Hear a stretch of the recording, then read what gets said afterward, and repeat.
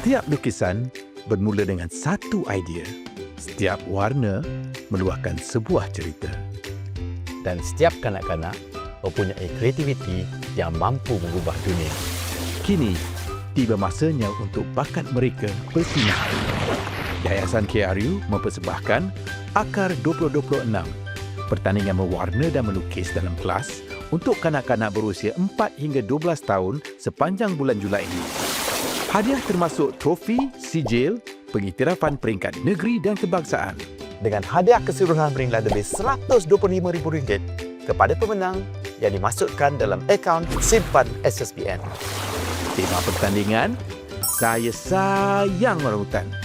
Kerana setiap generasi perlu belajar mencintai dan melindungi khazanah alam semula jadi Malaysia.